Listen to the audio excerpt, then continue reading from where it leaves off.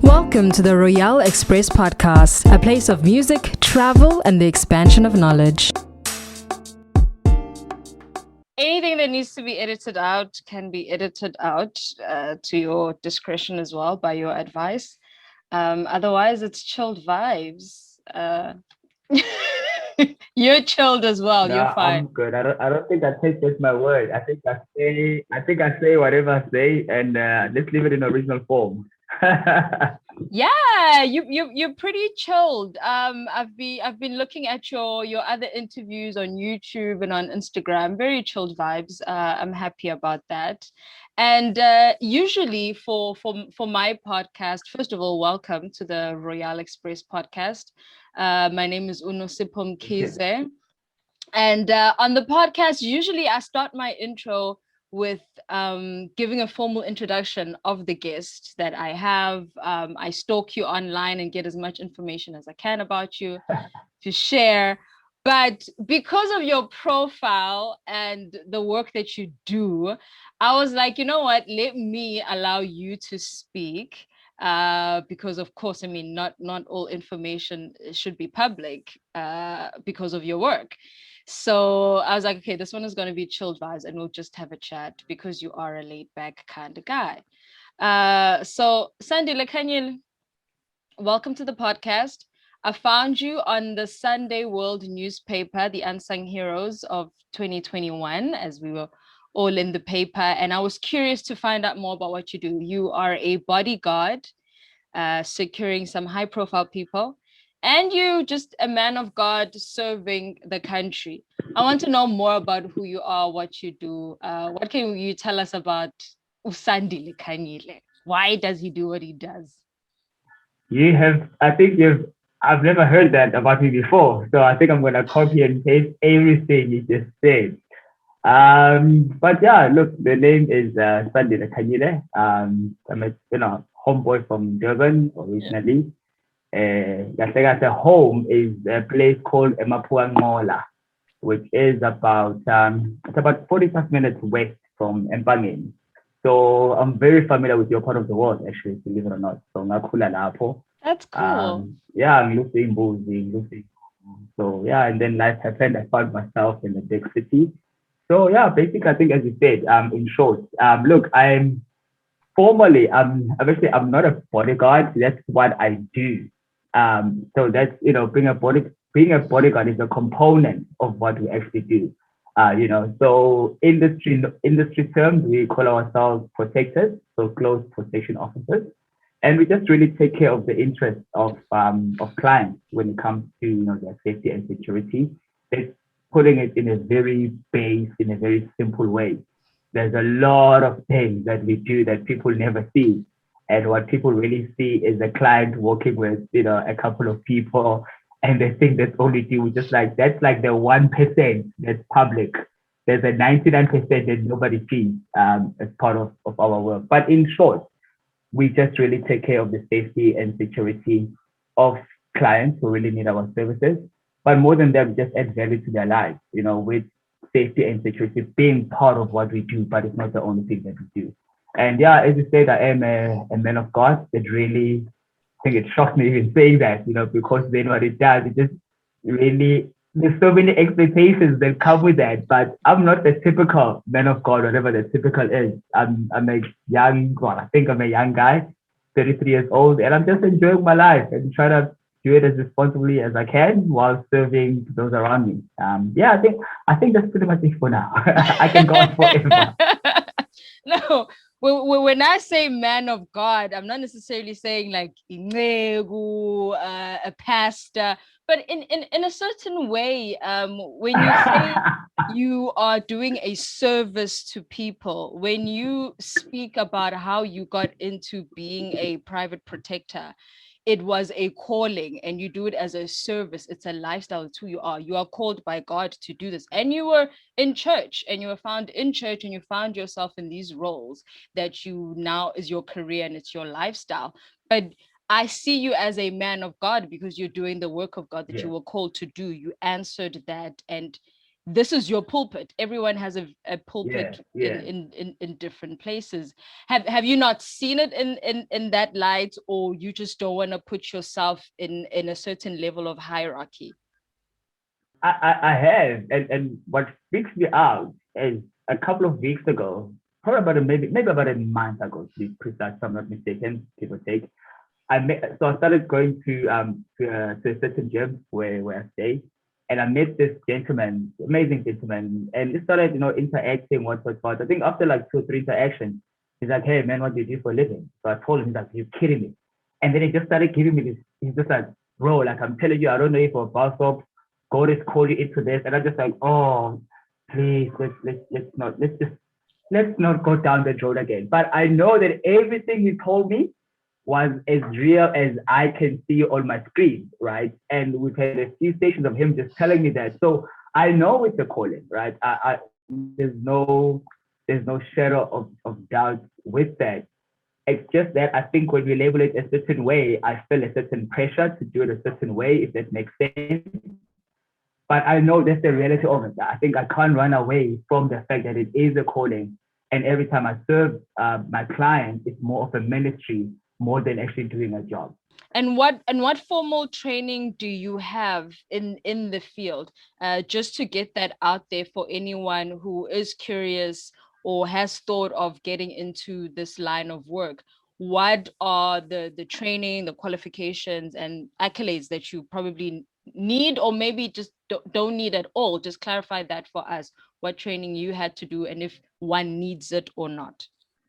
Yeah, I think let me rather take it the route of what if somebody wants to get in, because my route was really different, and it was really unique. So I think for someone who wants to get in the industry, preferably you finish matric, so you're an articulate person, you understand English is the main language of communication in South Africa and in the world, and then we have something called SERA, so that's a private security Industry Regulating Authority of South Africa. So anyone can just Google that. You find your closest SERA registered academy, and you do what you call SERA grade up to. So there's different grades. So the lowest grade being a grade E, the highest being a grade A. So I always recommend to guys get the highest one, which is grade A. So it takes you a couple of months to do that through whatever school you choose. And then after that, then you go to a, a close protection academy. So there's a couple of academies in South Africa. But the key with that is you just have to make sure that whatever academy you choose, they have to be SASITA registered.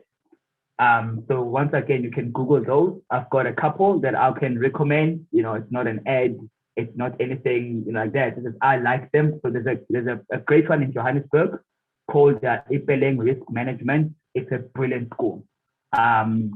I've interacted with the owner a couple of times. I've made products that come from the school. And right now, it's probably the only school I recommend in South Africa that I'm aware of, because even price-wise, they're very reasonable. And then after that, so once you've got your SERA grade, you've got your close protection course, which is accredited by SASITA, then you do your firearm licenses. So there's different licenses that are required. So you've got your small firearm, which is called a handgun. Then you've got your rifle, and then you've got your shotgun. So there's just the different types of firearms that are there. Then you do your business licenses to get those firearms. That's the basic way to get in. Yeah, you And have then just explained. then you go out there and you serve your way to the top.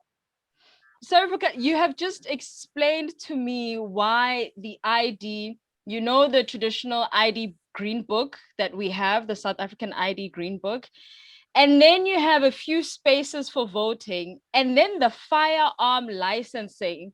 There's like 10 of spaces for firearms. I'm like, who's getting 10 licenses for firearms? But now you've explained it, there's different. Okay, explain that. Yeah, so yeah, and then once you get that, I always say to guys, start at rock bottom.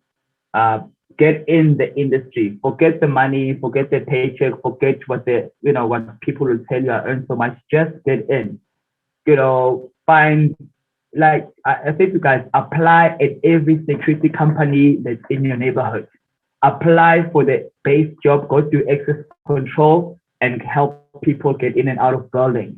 In short, that's not the only thing that access control guys do, but start there, because then what that does, it gives you a bigger picture of the industry, and you start to interact with people, because the industry is way more than the guns that you see in movies. It's nothing like that. What we do is focused on customer service. It's serving people more than anything else. There's your baseline. So get in there, get a base entry job, and you work your way up. I mean, I've been in this since 2000. Well, I was exposed to it, I think, in 2010, if I'm not mistaken. I was still in corporate, and then I left corporate in 2014 to pursue this on a full-time basis. Things did not go as well as I planned. I think only really in like 2016, I kind of got, like a really miraculous breakthrough. I went overseas for a couple of years, and then I came back, and then now I'm just really finding my feet in South Africa. So it has taken me a good 2014 to now, a good 7 years, right, of just digging and grinding. And I'll be honest with you, I've got absolutely nothing at the moment. I'm still digging. I'm still digging my foundation, right? So a lot of guys think I'm just going to go to the academy, get my certificates, and then I'm going to be rolling with billionaires that want my service. It's not going to happen. It does not happen like that.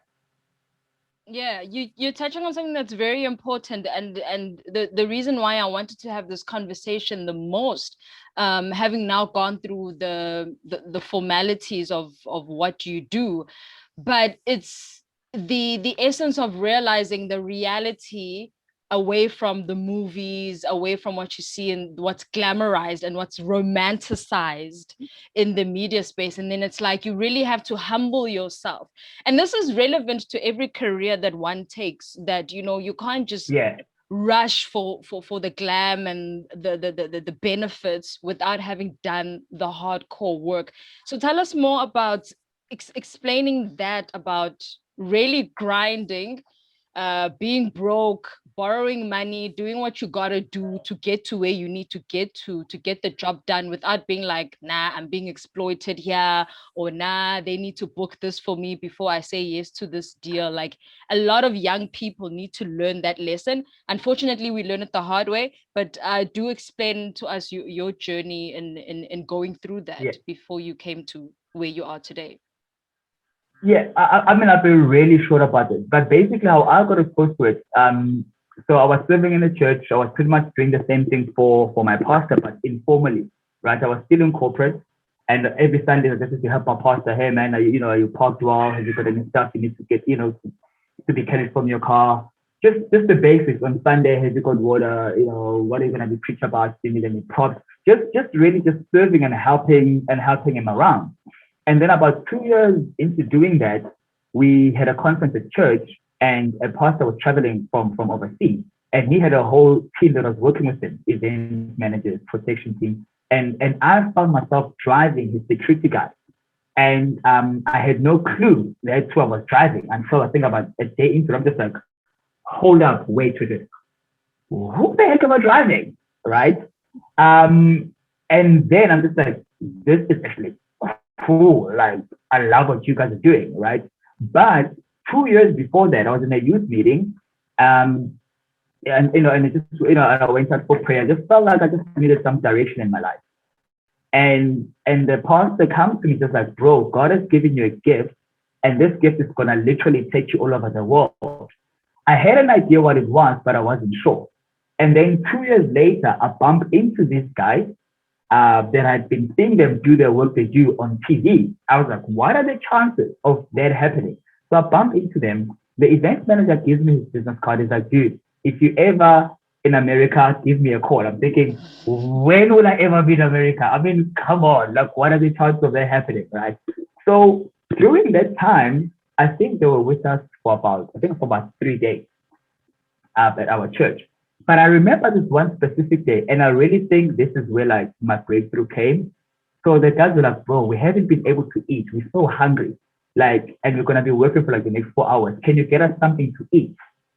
Like, not, I promise you, I had, I think, 120 rand in my card, right? I'm just like, okay, cool. I went to KFC. I've got those guys something to eat with my last 120 rand. I've never seen grown men so happy. Like, bro, thank you, man. You've helped us so much. Because of you, we can focus on our work. I'm just like, geez, this is deep, right? So, and then every time they used to come to South Africa, I used to save up my own money, make contact with them, and then I would volunteer around the country. Just like, guys, I just want to drive for you guys. If you guys like me, I just want to drive, I just want to serve. And then I think I did that 2 or 3 times.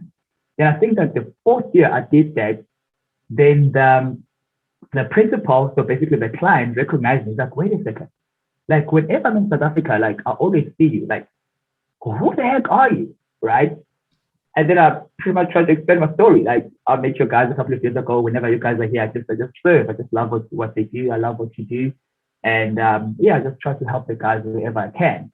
So that happens. I mean, in the industry, we call it FaceTime. So I get FaceTime with the client for the first time in 3 years. And I won't say we gel, but it's just like, yeah, I like you, man. And then he's like, look, I'm going to a foreign country, to Nigeria, in about 3-4 months. If you can get a visa, come with me. I'm just like, do what? He's like, yeah, man, if you can get a visa. And sorry, he actually called me from the US. He's like, man, so my phone rings. I'm at work. I'm just like, there's no way so-and-so is calling me. So I asked him like, hello. So he's like, hey, Sandile, it's me, so-and-so. Look, I've got a trip to Nigeria. If you can get a visa, I'd love for you to come and help me in Nigeria. I'm just like, let's do it, man. Like, I'm ready, right? I've had a passport for a couple of years, which I've never used.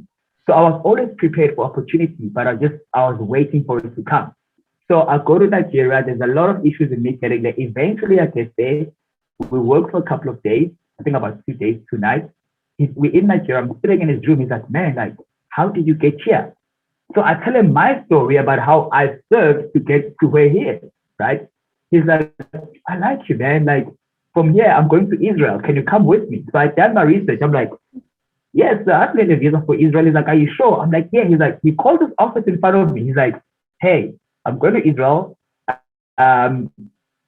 Put Sandy, he calls me Sandy, on the same flight as me. How much is it? So they tell him. He's like, take him on. I'm just like, he's like, Sandy, we're going to Israel.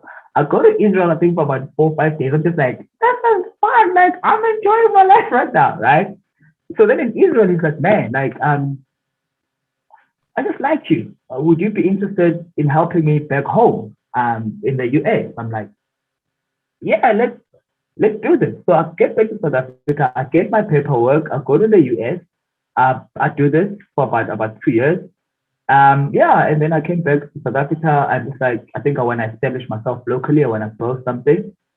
But my journey was very, very different, because only after I came back and I started doing the formalities of getting all my paperwork done, getting all the licenses and getting all it done. I was very fortunate that I even went and I did a course in Serbia and Eastern Europe, because I wanted an international perspective to it.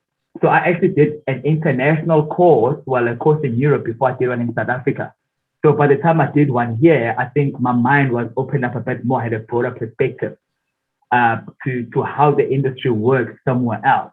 And then I was just able to blend in, I guess, my experience, my studies overseas, my studies here. And here I am, just trying to really serve every client that I get, to the best of my ability.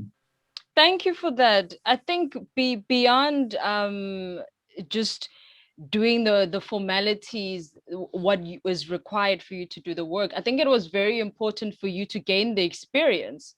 Just test your personality, test your character. Are you the right fit for the job? Because I mean, there's so many people that will get the qualifications, but it turns out that this is actually not the job for them, and then they'll lose out on opportunities. Yep. Just by character itself, regardless of the qualifications that they have. And then you're playing with the ego at that point. Yeah. Sorry. The difficulty with this industry is, from the outside, it's been portrayed as a macho industry, right?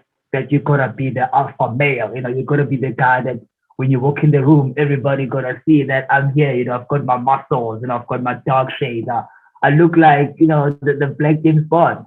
In the hindsight, this is a servant industry. Like you gotta be a servant. Like, you gotta be willing to go low, man. Like like lower than the ground. That's the only way up. The Bible says that, to be the greatest, you gotta be the least amongst them all, right? And this industry, if you really wanna be the greatest, okay, let me rather say this respectfully. I think with the clients that are my perfect clients, you gotta be the servant, the servant. You gotta be the peasant. Not in a bad way, but you gotta be willing to do the things that nobody wants to do, right? You gotta go the extra mile because that's what sets you apart from everybody else, right? Anybody can carry a gun, everybody can drive, but have you got, the emotional capacity? Have you got the character, which is really spoke about, to speak to people at their level and understand their thinking, right? Because generally, people who need this service, man, those are smart people. Those are intellectual. Those are people who really made it in their career. So you gotta have the mental, the emotional capacity to relate with them at their level. Otherwise, you won't last. So, so man, your character is the number one thing because I can teach you how to shoot, I can teach you how to drive, but I can't teach you how to be a right character. Yeah. So is it because maybe when you find yourself in that space of great people, of high ranking people, that now an individual may see themselves as possibly equal, or they have the right to then become a certain person because now they're in the same spaces and they forget their position, because people like that can remind you where your position is very quickly if you're out of line. Does that happen to various characters and individuals in that space? It happens all the time. I've seen it all the time. Because it's so easy to think that just because you're in the company of great people that you are great. Not in a bad way, but you're not. You're really not. You've just been invited into their circle. In fact, you're not even in their circle, you're in the outskirts, right? You are just a piece in a massive, massive puzzle that they've been working on this puzzle for 20, 30 years. And you're just fortunate enough to be in those circles. So it's so easy for guys to get consumed by that, by the lifestyle of your client. I always say to guys that, you are around your client's life, but don't be part of your client's life, if that makes sense. You are just on the outskirts doing your job. Don't get consumed by your client's lifestyle, right? If your client is driving an expensive Maserati, it's not yours. Yes, of course, you'll drive it because it works, but it's not yours. If your client is flying in private jets, from private jets getting into helicopters, you are there because you have to be there. I mean, he needs you there, right? And that's what you are there for. Don't get consumed by your client's lifestyle because then what happens is when the contract ends, when the job ends, guys get into depression because now reality hits that, whoa, wait a second, actually, I don't have a Maserati. I don't have a jet. I don't have a helicopter. And even with that, not it's only clients who are really your 1% of the 1% who even have those things. Mm. You see, so if you find yourself working with those clients, you've really been fortunate to be working with the 1% of the 1%. Your normal guy that I talk to every day, that's part of a detail, they are driving everywhere in normal BMWs and normal Mercedes cars, right? In some in normal VW cars, because that's what the client can afford. So the media and the movies have given this perception that everybody who works in this industry is going to be working for an A-list client who's going to be doing all of these things. You're flying to Mauritius, you're having a vacation at Saint Tropez, you're going to Paris. No, it's not true, man. You're a normal guy. You're going to be rolling around between your municipality, your local municipality and most. You're going to be going to town. You're going to be going to the mall with his wife. It's a deadbeat, boring job. Like I said to guys, if you want excitement, don't come into this industry. It's super boring. Have you ever taken a client's property and driven and go pick up a lady? Look, no, I have not gone to pick up a lady, I'll be honest with you, but I've gone to see a lady. But no, I mean, have you? What's the word they use? Have you been that kind of scrub, a scrub who uses a client's property to flex to make a move, shell a lady as if it's your property, as if it's your. Oh no, never. Look, I'm a real professional now. I think if I must say that myself, right? But what I have done, I remember I was working in a city, a specific city years ago, right? And of course, I mean, I was in contact with the lady. She knew what I do for work. I was like, look, I'm gonna be in your city, but I'm actually going to a meeting somewhere, and I'm gonna be going past your city. Like, if you're gonna be around town, let me know. I'll go past, I'll say hi, and then I'll carry on my way. That I have done, right? But I've never taken the client's car. Just be like, hey, look, Try to I've got a new impress. car. Definitely, no.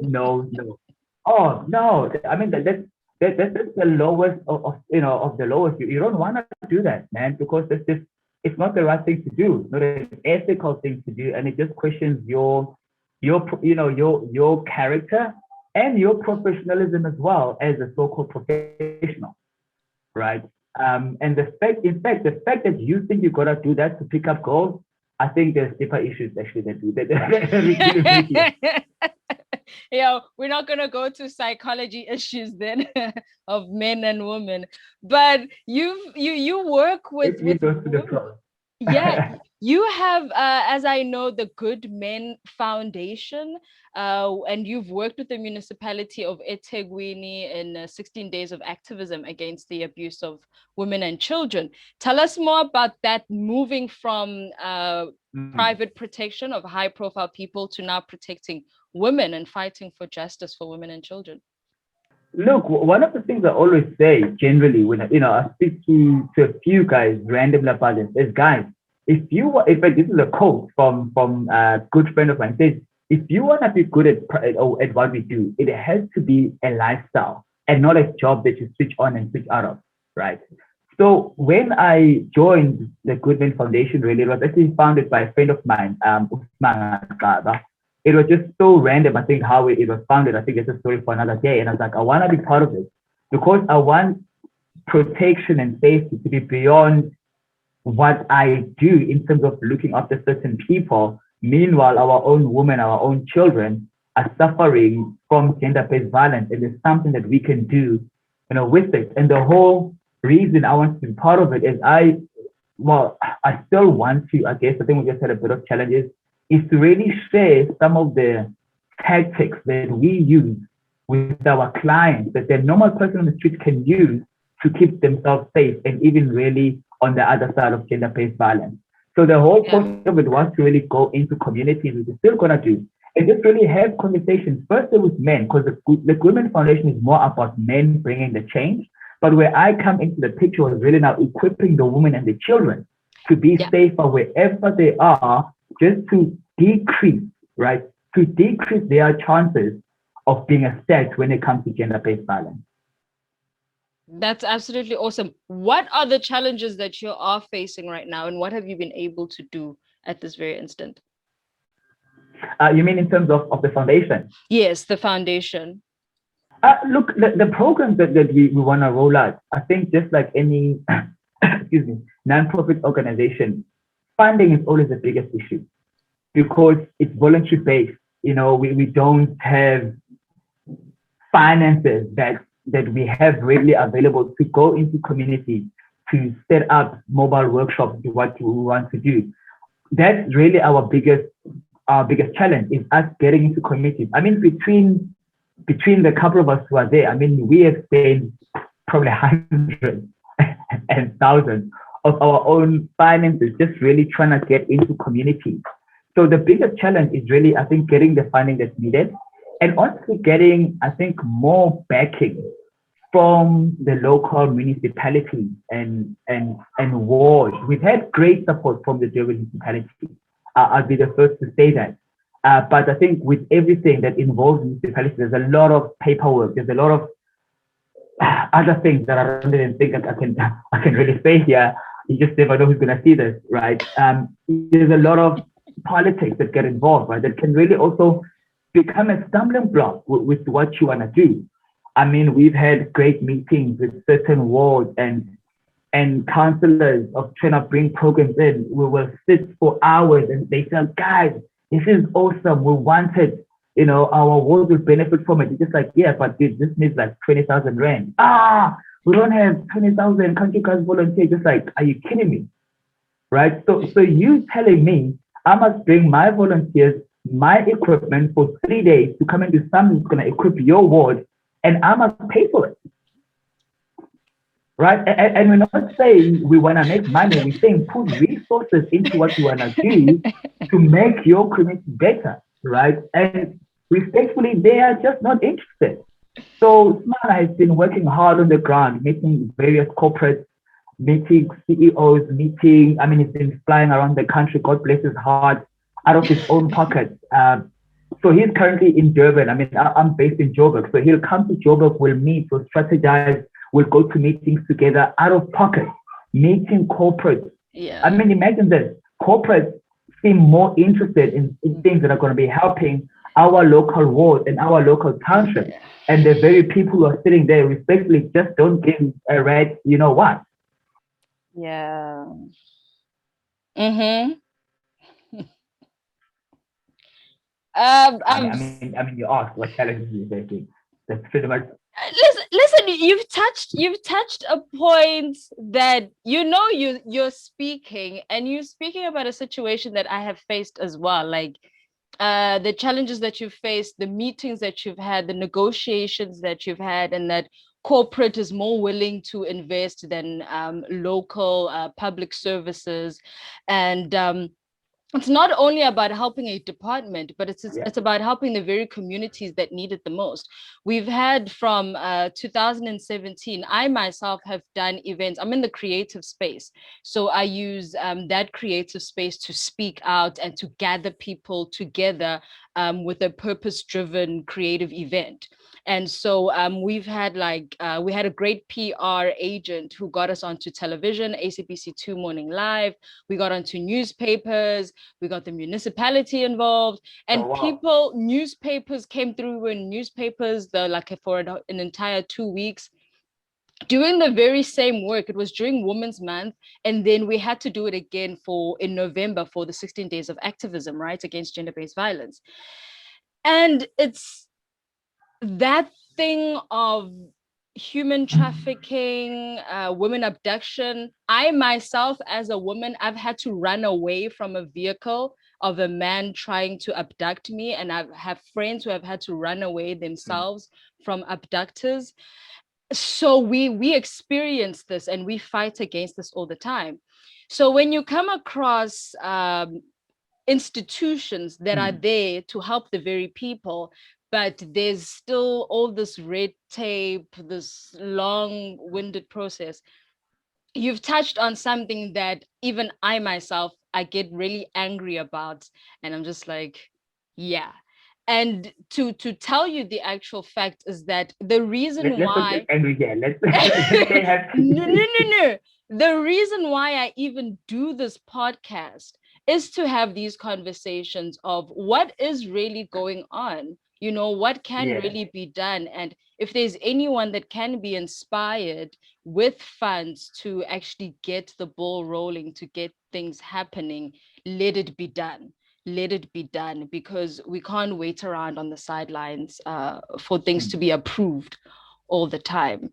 So that was my moment of venting out. But I wish you all the best in that.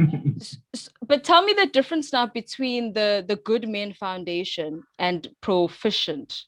You have a Proficient security company as well. What does that do? Well, Proficient is not really my company. So Proficient was a friend of mine's company in Durban. So, during lockdown, I think the security industry, I think, really took a massive knock. And he was really close to my heart, and he still is. And I just saw that I think his company was having, a sort of difficulties. So I went in there to volunteer my time and just to really, to give, I guess, to sow my services into his company. Because one day I want to have my own company. So I just believe there was the right thing to do, to go in there, help him out, try help out with some structures, some admin stuff, and just really try get the company back to where I really think it needs to be. So I think just to be clear, that's not my company. How I work, I mean, I'm an individual contractor, so I contract out to client as an individual. But Proficient was really, it is a friend of mine's company that I was helping out, and I got really involved there. I learned a lot of things. I think I grew to a measure that I never thought I'll grow to. And yeah, I think we're still gonna do some great things with him. Yeah, with him in the near future. Okay, awesome. Because I was about to ask, what can we expect from you in the near future, and what projects are you working on at the moment? Is there anything that you can share with us that you haven't shared already before we close? Yeah, well. So look, now the big difficulty I think in our industry right now is, respectfully, is the quality of people that we get in the industry, especially if they don't have like, okay, limited like a military background, a law enforcement background, a corporate background, a customer service background. And all of those, I'm saying that, of course, with limited ability. Because, for example, I've worked with I mean, my mentor, who I will not name him because he'll be like, you must stop calling me your mentor. I'm not your mentor. I'm just your brother. Right? So, right? So he knows who it is. Right? So, so he really, I think, he was really sent to my life by God. I think, I'll be honest with you. And he comes from a close protection background, but in the military. And their training was just insane. Because also, I mean, the military is very strict, with their protocol. So more than their hard training, just the discipline, the character that I think he's imparted to me has really, wow, really changed my life, right? So what I'm saying is, so what the industry lacks is a good quality of people getting into the industry, because sadly, it's still a very informal industry. How our industry started was a very informal way. So even now, it's still very informal. Guys, I mean, you can go to certain parts of the country, you can buy a close possession certificate for like 5,000 rand. A course that costs you many thousands and many thousands of rand and many hours and hard work and toil. But there are academies out there who people walk in with money and they purchase a certificate. So obviously, what you're gonna get in front of clients is pathetic, poor customer and service delivery. And I mean, I've dealt with clients who've had bad experience. When I told them what they do, when I do, they just like, Sandile, don't even start. I hate everything with the industry. I'm like, why? And they told me the experiences they've been through, and I was shocked, right? So one of my main, I mean, I won't even say goals because it sounds far, but one of the main things that I'm working right now is actually starting a proper close protection academy, like something that's actually gonna equip people for the real world. You're not gonna be spending 20 days just going shooting, but that's good and well, but remember, you can teach yourself hard skills. So by hard skills, I mean shooting, fighting, driving. So the things that really stand out. But really what I'm working on is really an academy that's going to be teaching people how to be of right character, the values that are needed in the industry, your ethics, your morals, how to add value to a client's life, right? Because that's what we're lacking in our industry more than anything else. We're lacking customer service. We're lacking understanding the actual client. Who is this person, their life, their desires, how to operate around them, how to be their shadow, how to be the man, I mean, we call it the gray man, how to be the gray man that you are in their life, but you're not really there. A lot of people in our industry, they want to be seen. They want to be seen walking with the clients. I mean, you see guys taking pictures next to a client's car.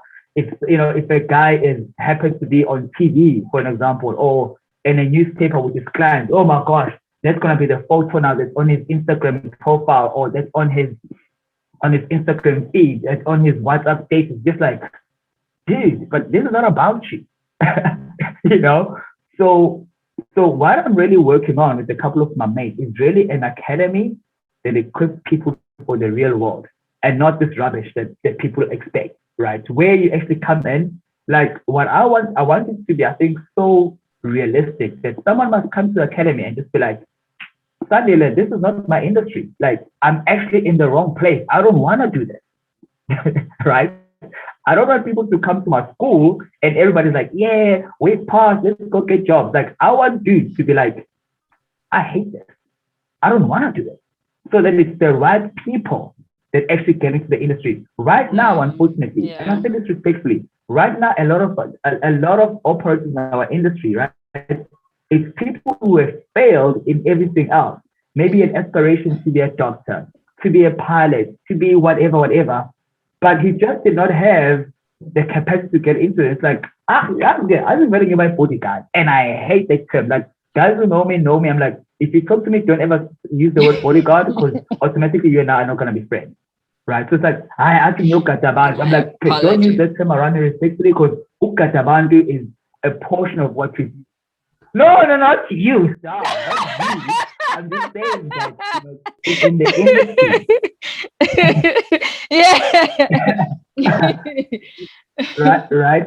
So unfortunately, the industry has been filled with people who failed everywhere else in life, and they fell into this industry as the last option. Like what we're going to be doing, we're going to be going to a high school during open days and actually be like, you know what, actually, you can actually go from high school, do this course, and be qualified to actually do this on a professional level and actually make a proper killing. Look, not everybody is designed, to go to varsity and get a degree and get an honors and get a PhD and a master's, a doctorate, and all those things. But here is an industry that can offer you an amazing lifestyle, especially when you're still young, when you're free to travel, when you can work for 18 hours a day without respectfully a partner, kids, and all of those things, responsibilities. Like, we want to go to high school and actually recruit amazing young raw talent and bring them into the industry, teach them the right thing, and then send them out there to serve the clients the way that these type of clients actually deserve to be served. Yeah, but get them early. Don't get them later when they're just losers in their own industry. And then it's like, okay, let's last resort care of life. Exactly. Like we want to go get them early. We want to go and get even college graduates. Because we find that, people who graduate, they're great in whatever, but it's just like, maybe I actually don't like it in this qualification that I've got. So you've got a degree because, you show that you're able to understand information, to process it and interpret it to a way that school says you must pass. But not everybody is designed for that. You can take that degree and come and use it effectively in our industry. Like some of the stuff that I found myself doing, I found myself in an organization where I'm dealing with the CEO, for an example, but within the organization, I'm dealing with HR, I'm dealing with finance, I'm dealing with IT, I'm dealing with customer service. But my job is, right, I'm the head of security, but I'm dealing with all of these other departments. Because if I understand how they work, then I understand how the CEO works. If I understand how he works, then I know what's expected from me and my team, what our service deliverables are. But our academics are not speaking the language. I mean, you see the adverts, oh, come and train with us, just see guys in the shooting with guns. It's like, no, guys, like, those things are important. Don't get me wrong. Those things are of paramount importance, but those things don't keep you employed long term. Just forget it. You're not gonna last. Yeah, they don't set you apart. I'm like, I get you. I absolutely get you. It's the in between. It's the little detail. It's like, my brain is taking it to dancing, where, if you're going to do like a performance, it's not so much about the performance that you're doing, but it's the in between movements when you're changing and you're shifting from one movement to another. It's the in between element that no one notices, but it makes the Yeah, full yeah, picture fully stand out.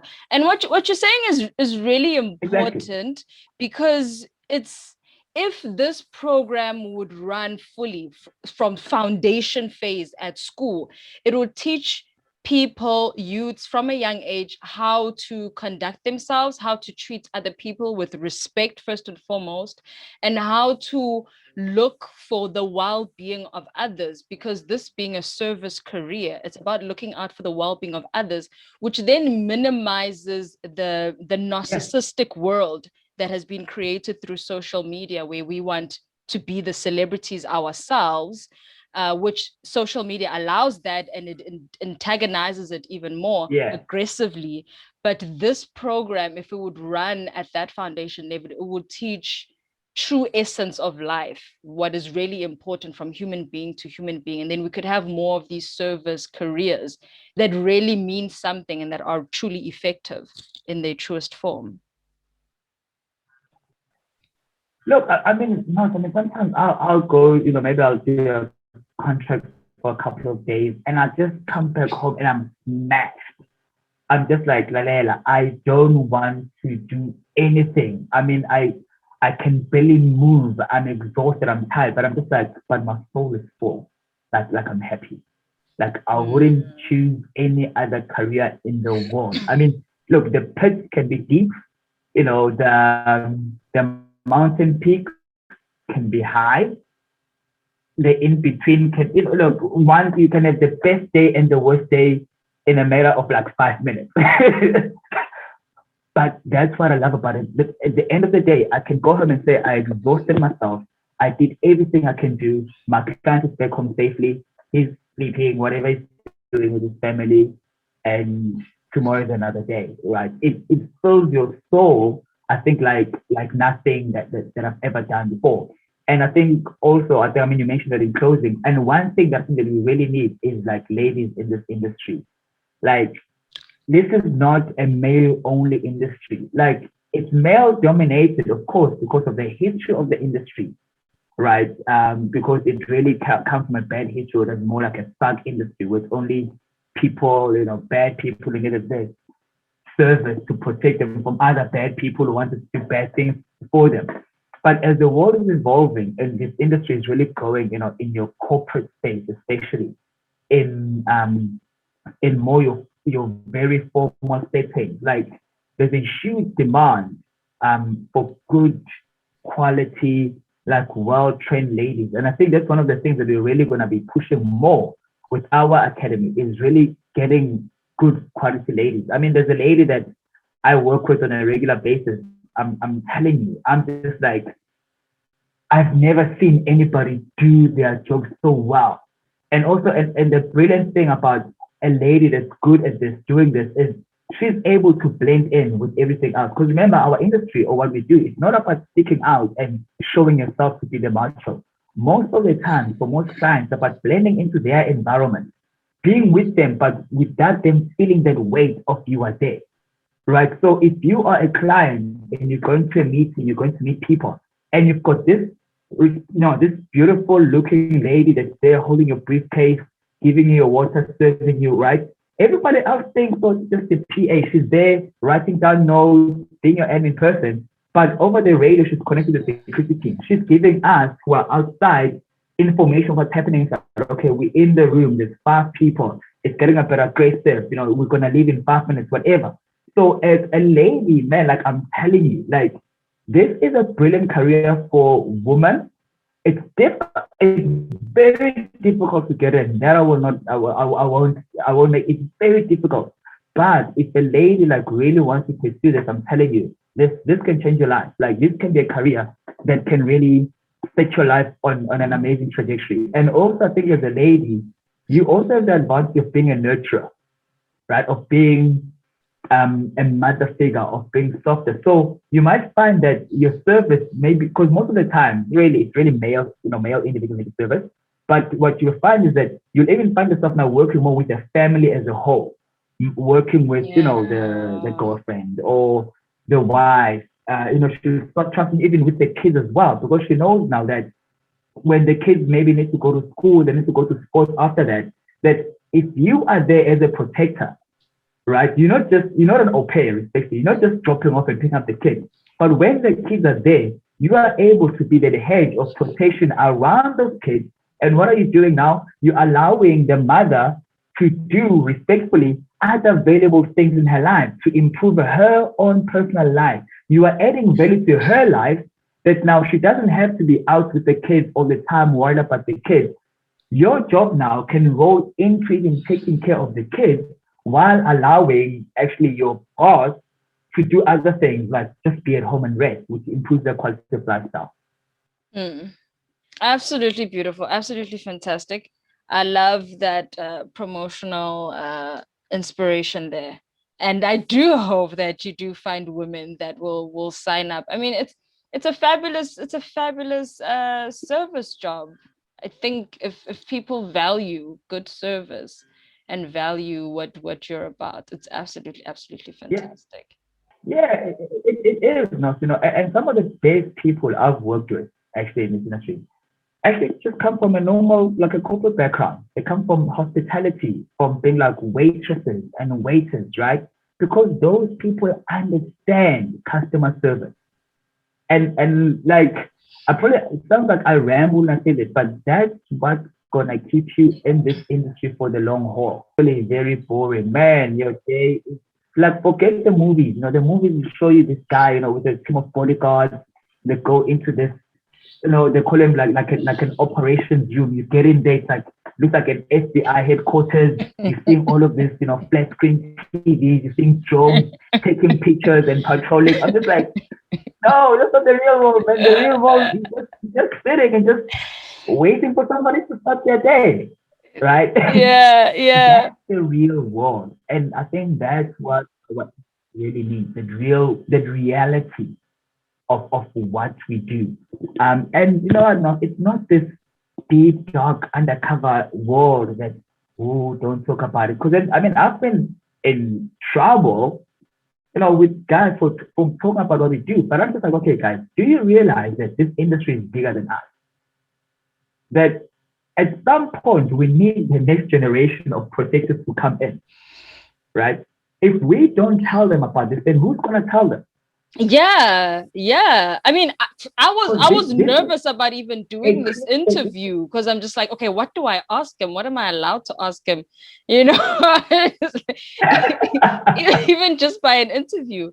But I mean, yeah, it does need to be spoken about. We need to know about this so that we know. But this is something that people can do and people can get into it, and how important it is.